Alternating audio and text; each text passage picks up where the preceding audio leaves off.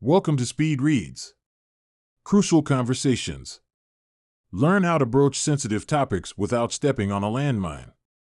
Kerry Patterson, Joseph Grenny, Ron McMillan, Al Switzler. Crucial Conversations Tools for Talking When Stakes Are High. We've all been there. You're trying to have a rational conversation about something important, and all of a sudden, things turn sour. You see your conversation partner turn red in the face, and you feel like you just can't get a word in. You, too, are getting flushed with anger and are eventually yelling so loud you can't even hear your phone ring. How is it that two otherwise rational, agreeable people can enter a shouting match, even when they both have the same goals? Crucial Conversations explores this question and lays the framework for healthy, fruitful conversations. In addition, it offers advice on how to steer a conversation back on track when things start to falter. Before we continue, please be sure to subscribe to our channel.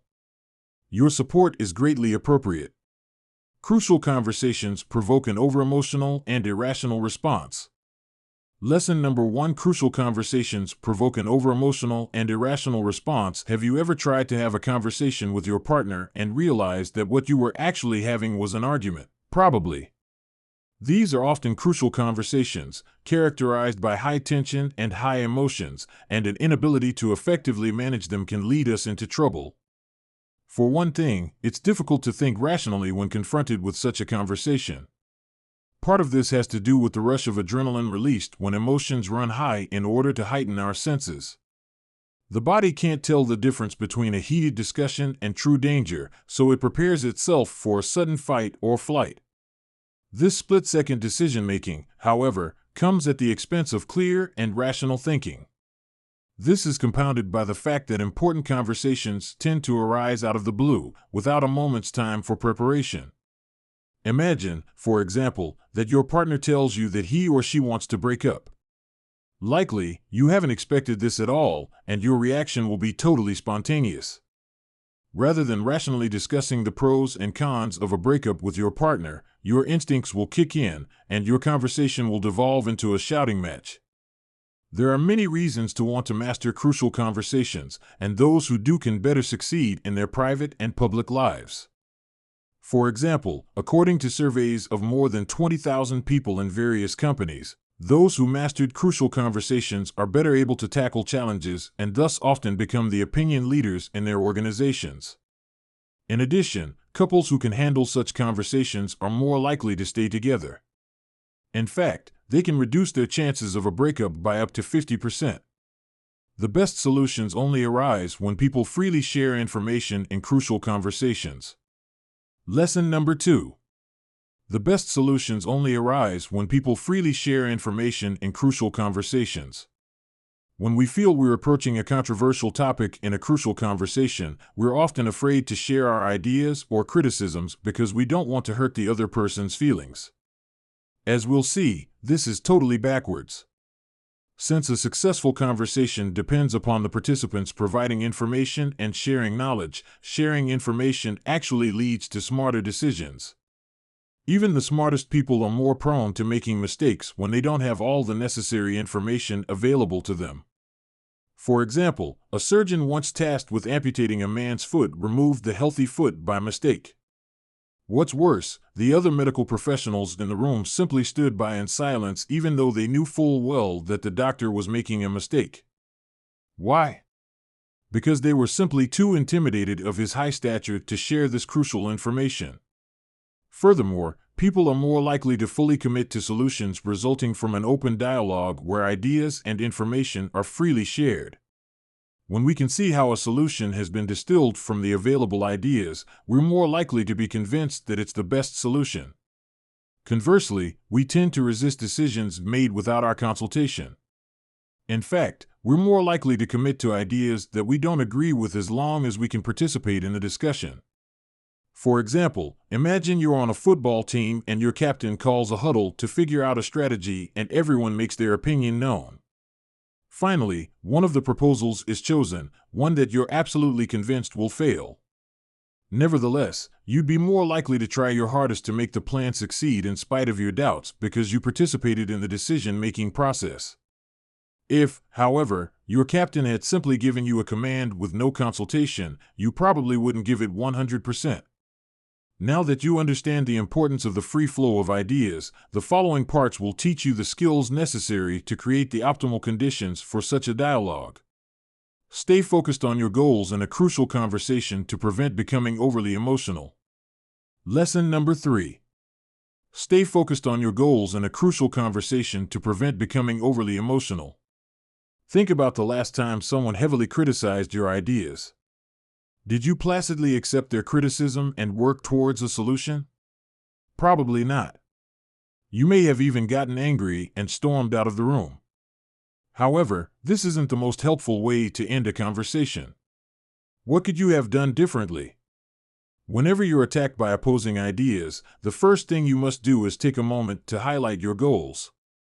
If you become angry, your conversation probably won't end with a solution.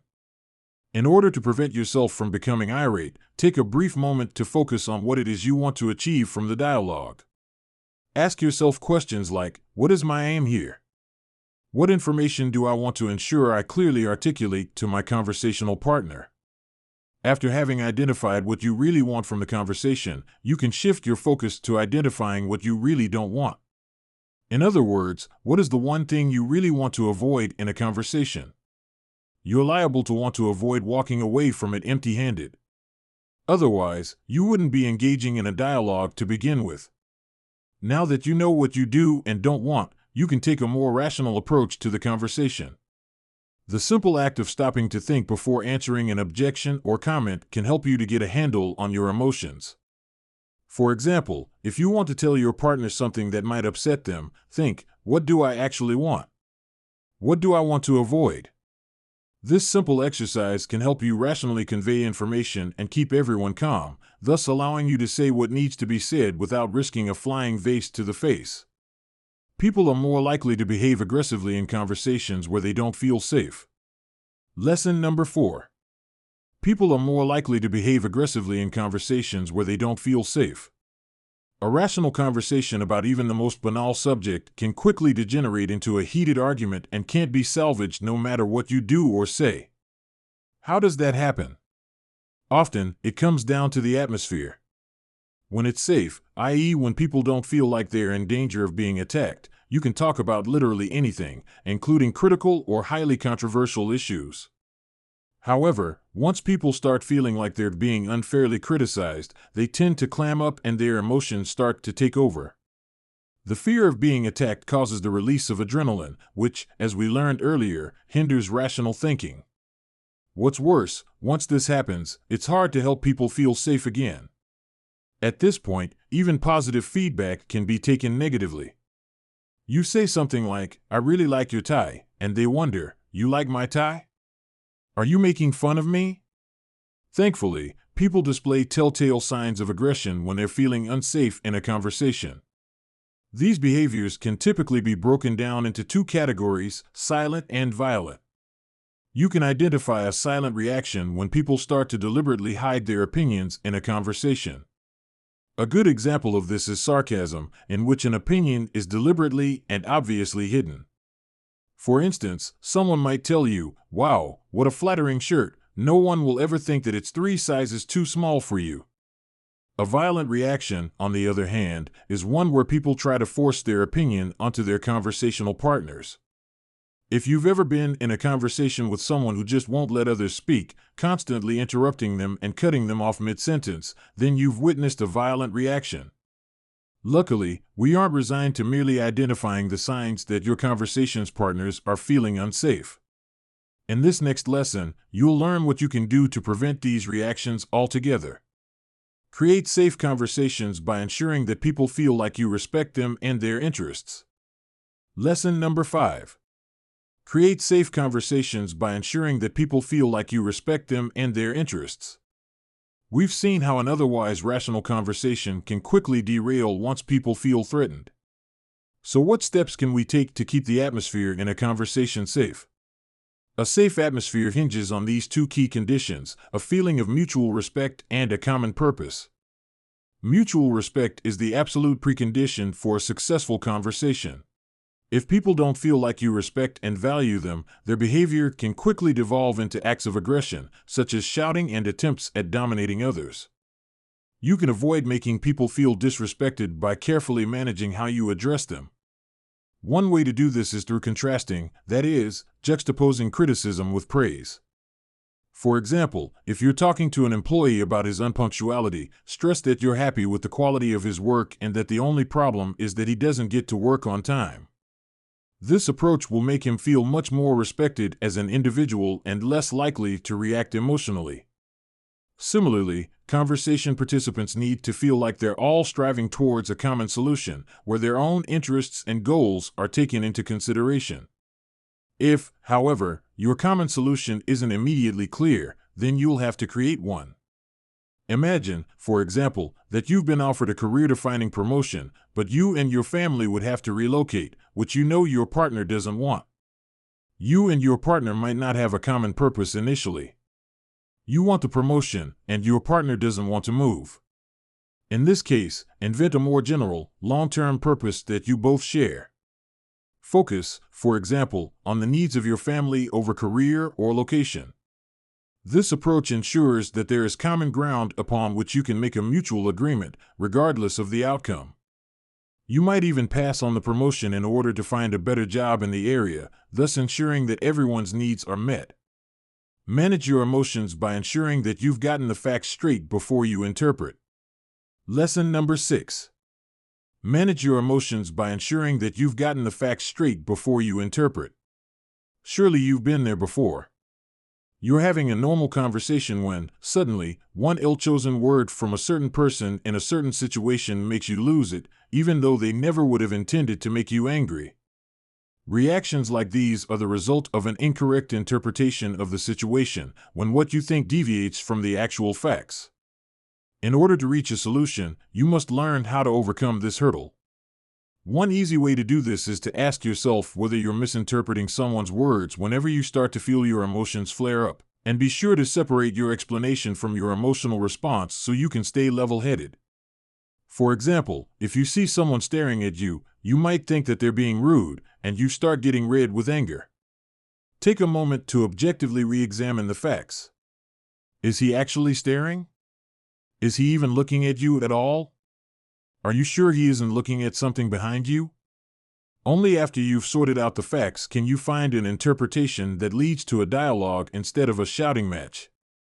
Imagine you and a colleague are having a project meeting with your boss, and he stays behind and continues the meeting while you step out for a break. Your immediate interpretation might be that your coworker is trying to take credit for the work, and you react emotionally. But when you examine the facts, you realize that the reason they continued with the meeting is that they were simply passionate about the project and didn't realize that you were, too. Knowing this, you can reinterpret their actions more accurately and thus have a better chance at finding a solution. For instance, you could arrange a meeting with them to discuss your own interest in the project in order to develop better working practices. Make others feel safe in a conversation by creating an atmosphere where they feel their opinions are valued. Lesson number 7. Make others feel safe in a conversation by creating an atmosphere where they feel their opinions are valued. Imagine you're a parent, and your teenage daughter starts dating a skinhead biker. You really want to discuss this with her, but every time you do, she gets angry and accuses you of trying to control her life. So, what can you do to get her to open up? As we've already learned, the best way to get people to participate in a conversation is to help them feel safe. You can often accomplish this by creating an atmosphere where they feel their opinions matter. Start by showing your conversation partner that you care about what's making them unhappy. Ask them about their motives and, where necessary, confront them on their behavior. Looking back to your teenage daughter, the conversation might read as follows. You. Can we talk about why you said that I'm controlling everything? Her. Forget it. That's what parents do, right? You. Your voice sounds like it's a big deal.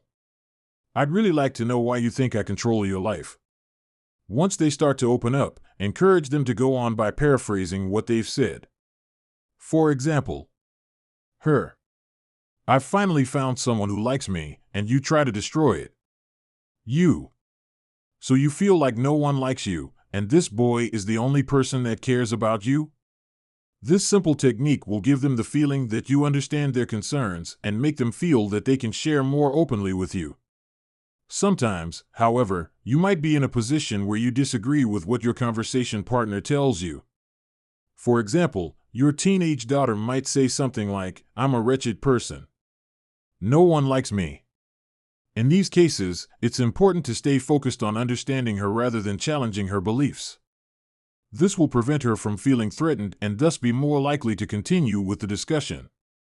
And by now, we've learned how to create the atmosphere for a fruitful conversation, and the final lesson will show you how to ensure that the decision you reach can be correctly implemented. Choose an appropriate way of decision-making and a clear division of responsibilities to put a conversation into action. Lesson number 8. Choose an appropriate way of decision-making and a clear division of responsibilities to put a conversation into action. So after following the advice in these lessons, you're finding that your conversations are calm and rational, and everyone feels safe and valued. But this alone doesn't guarantee that you'll reach the best solution or that the decision you make will be carried out effectively. The final step in managing crucial conversations is their resolution. The best way to ensure the optimal solution of a conversation is to know who should be granted decision-making power in the team and whom the decision affects. If a solution affects everybody on the team, let's say it's moving your entire family to another country, then you need to ensure that there's a consensus among everybody. If it turns out that there are many possible acceptable solutions, then you could vote on them, as it would keep everyone involved in the decision-making process. This does not mean, however, that all decisions have to be democratic. In cases where you have a strong, trustful relationship with a person or team, you can waive the group's involvement and turn the final say over to a single person. Next, once the decision has been made, you must put it into practice by clearly establishing who does what by when. Everybody on the team needs to know what you want and what they must do to achieve it. If, however, your instructions are unclear, then you might experience a similar misfortune as entrepreneur Howard Hughes, who assigned a group of engineers to build a steam-powered car. After several years of hard work, they indeed created a car that was powered by steam, except that it would boil the passengers alive in the event of an accident. He obviously didn't make what he wanted exactly clear. Thanks for listening.